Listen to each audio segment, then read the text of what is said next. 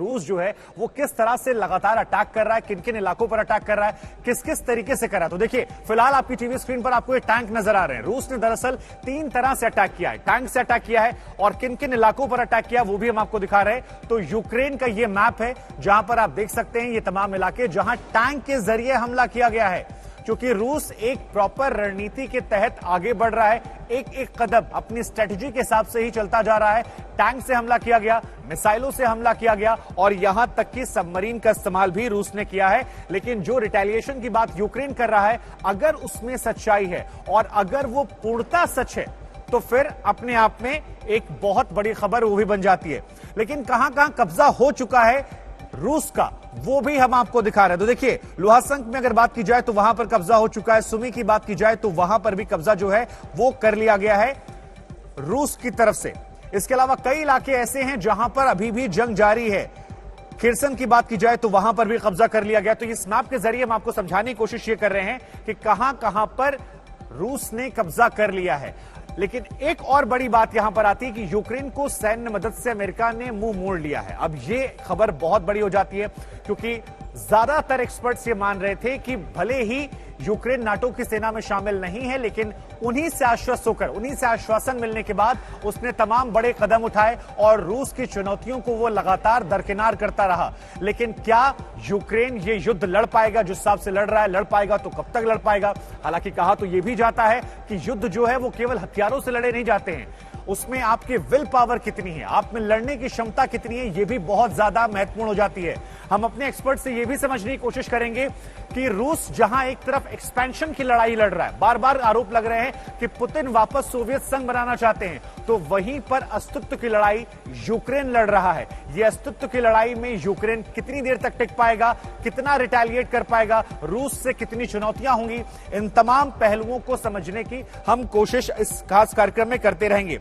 तो इस खास कार्यक्रम में कई खास मेहमान मेरे साथ हैं और AK सिवाच सर, मैं शुरुआत आपसे करता हूं और इसी बात से करता हूं कि यह कहा जाता है कि युद्ध जो है वो हथियारों के दम पर तो लड़ा जाता है, लेकिन हथियारों के साथ साथ उस राष्ट्र की विल पावर कितनी है, नेतृत्व की विल पावर कितनी है, उस पर भी बहुत कुछ निर्भर करता है। अफगानिस्तान में नेतृत्व ने गिव अप किया, वहां पर रातों रात कब्जा हो गया। यहां नेतृत्व लड़ रहा है। कैसे आप देख रहे हैं दूसरे दिन इस युद्ध को, जब तमाम अपने अपने दावे किए जा रहे हैं दोनों तरफ से?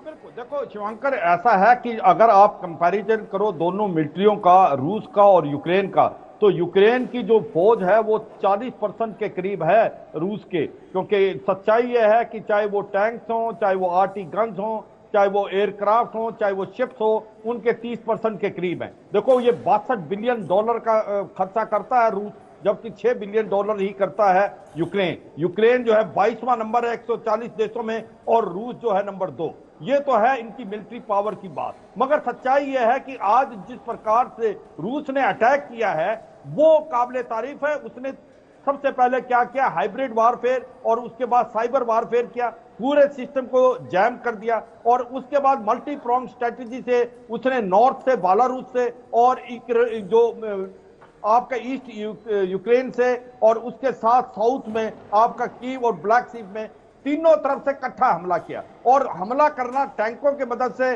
और आपके एयर अटैक हेप्टर की मदद से, उनकी मदद से वो माइनर ऑपोजिशन को बाईपास करते हुए कीव की तरफ का। इससे पहले उन्होंने क्या किया, जो पूरा एयर डिफेंस सिस्टम था पूरा का पूरा यूक्रेन का, उसको उन्होंने बिल्कुल बर्बाद कर दिया। पूरा एयर डोमिनेशन होगा। इसलिए अब हुआ क्या कि यूं तो बोल रहा है यूक्रेन वो काफी लड़ाई लड़ रहा है, पर मुझे लगता नहीं ज्यादा टाइम लगेगा, क्योंकि जो स्पेशल फोर्सेज हैं रूस की, वो कीव के दरवाजों पे पहुंच गई है, चारों तरफ से कीव को घेर लिया है, बिजली पानी बंद कर दिया है, और ऐसे में मुझे ज्यादा टाइम नहीं लगता, ज्यादा से ज्यादा 1 से या 2 दिन कीव फॉल करेगा। सच्चाई यह है कि जिस प्रकार से पुतिन की फौजों ने चारों तरफ से अटैक करके कीव की तरफ गए हैं, एयर डिफेंस सिस्टम पूरा यूक्रेन का बर्बाद कर दिया है, तो ऐसे में क्या हुआ है कि यूक्रेन की फौज खास लड़ नहीं पाई है। लड़ना चाहिए था, क्योंकि कम से कम उनके पास 30 से 40% की फौज है, उनका मोराल हाई होना चाहिए। उनके पास भी कम से कम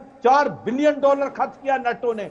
मगर सच्चाई है कि जिस प्रकार से हमला हुआ है, जिस प्रकार से ये फौज मूव करी है बिल्कुल रूस की, उससे वो सरप्राइज हो गए। बिल्कुल सर, सरप्राइज हो गए।